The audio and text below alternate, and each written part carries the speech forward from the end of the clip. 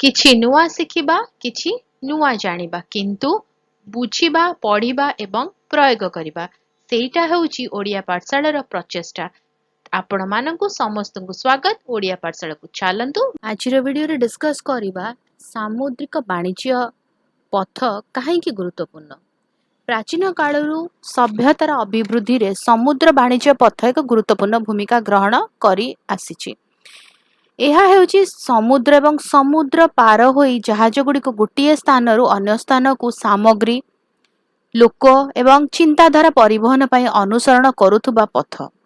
ଏହି ପଥଗୁଡ଼ିକ ଅନେକ କାରଣ ପାଇଁ ଗୁରୁତ୍ୱପୂର୍ଣ୍ଣ, ବିଶେଷ କରି ବିଶ୍ୱ ବାଣିଜ୍ୟ ଏବଂ ଆର୍ଥିକ ବିକାଶ ପାଇଁ। ପ୍ରଥମତଃ, ସାମୁଦ୍ରିକ ବାଣିଜ୍ୟ ପଥଗୁଡ଼ିକ ବାୟୁ କିମ୍ବା ସ୍ଥଳ ପରିବହନ ତୁଳନାରେ କମ୍ ମୂଲ୍ୟରେ ବହୁ ପରିମାଣର ସାମଗ୍ରୀ ପରିବହନର ସାହାଯ୍ୟ କରେ। ତେଲ, ଯନ୍ତ୍ରପାତି, ଖାଦ୍ୟଶସ୍ୟ ଏବଂ କଞ୍ଚାମାଲ ଭଳି ବଡ଼ ଜିନିଷଗୁଡ଼ିକ ସହଜରେ ଦୀର୍ଘ ଦୂରତା ଦେଇ ପଠାଯାଇ ପାରିବ। ଏହା ବିଶ୍ୱର ଦେଶଗୁଡ଼ିକ ପାଇଁ ଆନ୍ତର୍ଜାତୀୟ ବାଣିଜ୍ୟକୁ ଅଧିକ ଦକ୍ଷ ଏବଂ ସୁଲଭ କରିଥାଏ।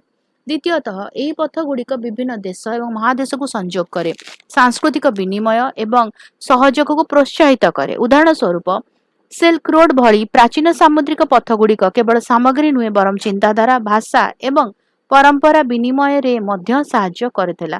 ଏହା ବିବିଧ ଏବଂ ସମୃଦ୍ଧ ସଂସ୍କୃତିର ବିକାଶର କାରଣ ହୋଇଥିଲା।